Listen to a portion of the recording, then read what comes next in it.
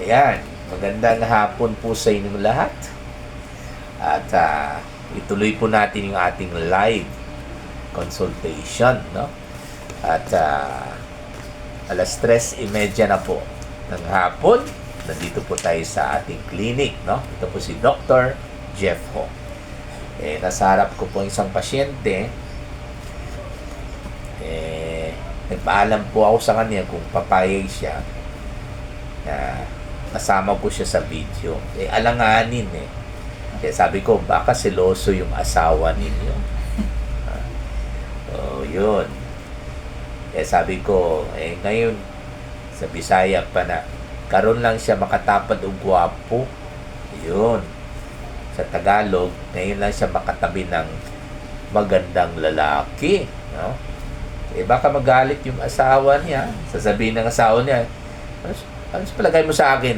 Hindi ba magandang lalaki? Magandang lalaki bang asawa mo? Bakit hindi ka nag-react? Ha? Hindi siguro, no? Ha? Kasi hindi nag-react eh. Dapat sinabihan niya ako na, uy, gwapo ata yung asawa ko. Okay, anyway. Ano pong trabaho ninyo? Karinderya. Okay. Kayo mismo ang may-ari, nagluluto, or servidora, o tagabilang ng pera. Anak, tulungan kita magbilang ng pera. Pwede yung dalhin dito yung kita mo. Bigyan mo ako ng service charge sa pagbilang, 10%. Kayo po ang may-ari. Good. Sino nagluluto? Yung husband. Okay. Sino mamalengke? Kayo. Hindi kasama ng ang asawa niyo. Kasama din. Kasi siya ang nagtulong, di ba? Good. Saan po ang karinderya ninyo? Sa may Cabagyo Garnet Street. Okay. Ilang taon na po kayo?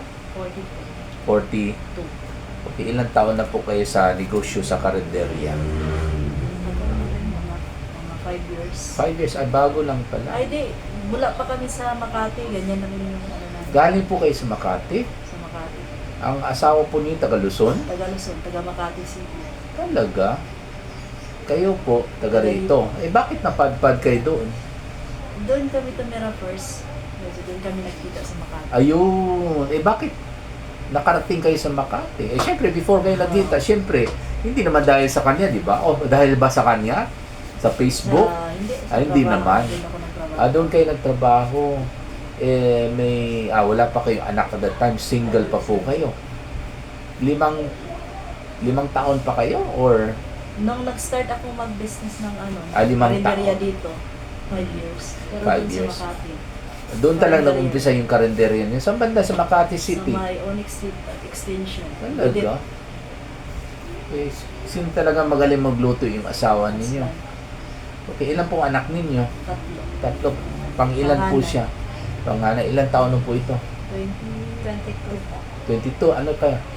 Fourth year college ka na? Hindi, Stop na po ako. Ay, pero nakaumpisa kayo ng college.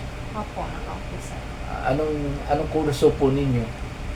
RN, registered nurse. Po? Medtech po yung Medtech registered. sana. Okay. Naka first year kayo? First year lang. Hindi Tapos natapos. nabuntis kayo. Hindi. Nalo kasi yun sa pandemic. I see. So, dahil sa pandemic, nagpakasal ka. Naku, kasalanan pala sa COVID, no? Kaya, nagpakasal. So, hindi kayo buntis at that time. So, bata pa po kayo niyan. Opo. Ilang taon kayo at that time? Kakakasal lang po naman. Nung 21 ako. I see. Last Okay. year. Pero hindi pa kayo, wala pa kayong anak. So, anyway, ano po problema ninyo? Yung sa BP ko. Sa blood pressure. Okay, ilang taon na po yung high blood ninyo? Kailan po kayo na-discover? Nagsimula nung mag-buntis ako nung 37 years old. 37. Ilang taon kayo? 42. So, 5 years ago. So, ibig sabihin, nandito na kayo. Dito na. Ayun. So, dito kayo na high blood. Dito na high blood.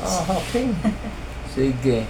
Baka medyo kumunti yung kita ninyo nung lumipat kayo dito, kayo na high blood kayo. Mas malaki bang kita sa Makati City or mas malaki dito kung i-compare? Mas malaki sa Makati. Talaga? Kasi mas magandang pwesto, ganun po ba?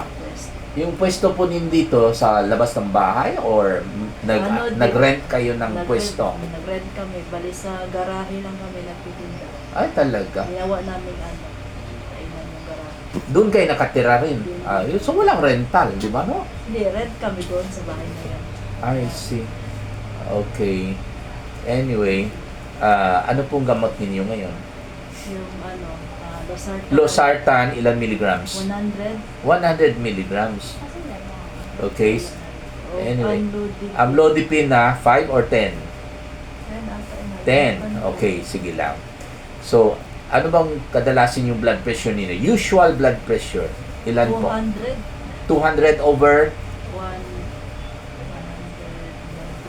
190. 190? Hindi ba siguro? Anyway, yun ang siguro ang pinakamataas ng blood pressure. Pero kadalasan, ilan pong blood pressure ninyo nung na-control na po? Ay, ano na. Bumaba na siya. 120 na. Over 90. over 90. Okay, kasi may gamot na po kayo. Okay. So, nag-inom pa po kayo ng gamot hanggang ngayon? Oh, This mo, last na yun. last kanina umaga, naglosartan kayo. Okay. So, walang palta po sa gamot ninyo. At saka, lumiit po kayo. Bakit tumawa kayo? Medyo, kasi diet na eh. Medyo? Yung kain na. Talaga? Kain ko, puro na lang isda, tsaka So, nabawasan na talaga yung timbang ninyo. bawasan na. Lumuwang na po yung panting niyo. Hindi pala. Okay, anyway. Hindi naman po kayo uminom ng alak. Sigarilyo, hindi naman po. Hindi na. Okay. Kahit nga soft drinks, hindi na. Good. So, lahat mga matatamis, tinigil na po ninyo. Okay. Okay. Kasi po, pag tumatanda ang isang tao at tumataba, tumataas ang BP. Pero pag pumapayat ang isang tao, bumababa talaga ang blood pressure based sa experience po natin. Kaya kung gusto niyo mabawasan ang dosage ng gamot niyo sa high blood, ang number one requirement ay kailangan mag-diet po kayo. Ibaba po ninyo yung timbang ninyo para kusa lang po magbaba yung blood pressure ninyo para pwede natin bawasan yung gamot ninyo para sa high blood pressure. Okay. Kunin ko po yung blood pressure niya. Sandali lang po. Sige. Nasa lahi po ba ninyo? Lahi namin talaga. Nasa lahi. Si tatay, si nanay, meron? Si mama lang, tsaka yung mga niya, yung Mga kapatid niya. mga kapatid. Kumusta na nanay ninyo? Ano pa po? 86 na po. 56. 86. 86 na? Okay. Saan po nakatira ngayon? Nandyan sa may RJA. Sa RGA? Sa may Dakudaw? Okay. Tingnan natin ha. Ano pong last blood pressure ninyo? 120 over 90 po ba? Oo, 120 over 90.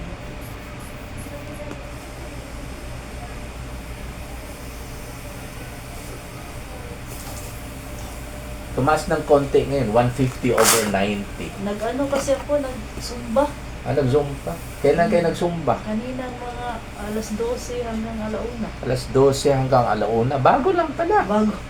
Okay. Kaya So siguro anyway. tumaas. Okay. So baka medyo na-conscious lang kayo siguro, no? Na-conscious, no? Or talagang ganyan pag nakaharap ka ng gwapo siguro, umakyat yung blood pressure. Naku, huwag kayong mag-inlove sa akin, baka magselos yung Valentino mo. Happy Valentine's pala. Nasaan ang asawa ninyo ngayon? Nagtrabaho. Nagtrabaho. Di ba siya nagluluto, sabi Oo, ninyo? ganun siya. Nandun siya? Matapos magluto, mag-work pa yun. Kasi ano siya, yung nagpanday finish. Ay, talaga? Double work na. Talaga, maswerte ang pamilya ninyo, di ba, no? Sayang, bakit pumasok ka agad ng ano? Sana tinapos mo yung pag-aaral mo, di ba? Ang hirap na, may anak ka na ba? Wala. Bakit hindi ka na mag-aaral na lang? Sus Maria, Mag-aaral ka. Hindi naman siya mag-aaral ulit. okay, yun ang maganda. Tingnan natin ulit yung blood pressure. Kasi yung unang blood pressure, okay, yung una hindi yan dapat pwedeng basihan natin. Okay? Kasi yung unang blood pressure, hindi talaga yun ang totoong blood pressure ng pasyente. I will explain after this. Yung pangalawang blood pressure, yan. Ito, pangalawang kuha ito. Ito yung totoo.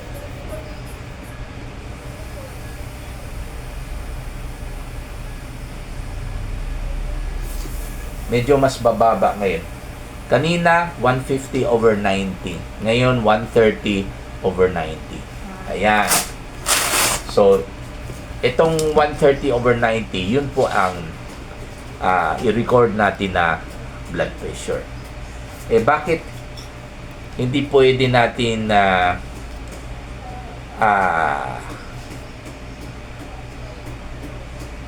i-record yung unang blood pressure? Kasi yung unang pagkuha, dahil po sa bagong lagay ng itong blood pressure cuff, okay? At pag sumisikip dahil nilagyan natin ng hangin, minsan ang ugat, ang blood vessel magsara or magliit kasi mabigla eh. So pag magliit, naturalmente yung blood pressure mag-akyat ng konti. Okay? Kaya yung unang blood pressure hindi po pwede natin i-record, ha? So yung pangalawang blood pressure dapat. Bakit? Kasi nakapag-relax na po yung blood vessel at hindi na siya nabigla sa pangalawang pagkuha.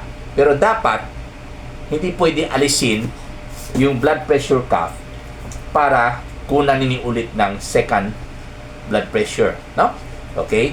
So dapat dyan muna yung blood pressure cuff, kasi pag tinanggal yung blood pressure cuff at lagyan na naman yun ulit, balik na naman kayo sa numero 1. So hindi na naman reliable yan. Okay? In order to be reliable, kaya kailangan yung blood pressure cuff nandyan pa rin after the first take. At iparelax muna natin yung blood vessel niya dahil sinakal natin sa paglagyan ng hangin ng blood pressure cuff at kunan naman natin ulit.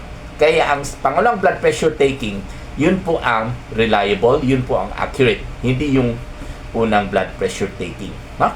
Okay? So, anyway, itutuloy po natin yung losartan ninyo once a day pa rin, ha? Every morning. No? Okay? Yung amlodipine ninyo 10 milligrams, no? Tanghali po ininom o sa gabi? Tanghali. Okay. So, kaya yun. Kasi po, kadalasan kasi, yung iba pag meron dalawang gamot, yung unang gamot sa umaga, yung pangalawang gamot sa gabi. Ako, hindi ko ginagawa yan kasi alam ko na ang blood pressure ay umakyat sa hapon. Kaya yung pangalawang gamot sa gabi, nilalagay ko yan sa tanghali para mas magandang pag-control yung blood pressure niya sa hapon, no? Okay, so yun po ang ginagawa natin. Pero wag po kayo mag-question sa doktor po ninyo, ha? Okay? So maraming salamat po.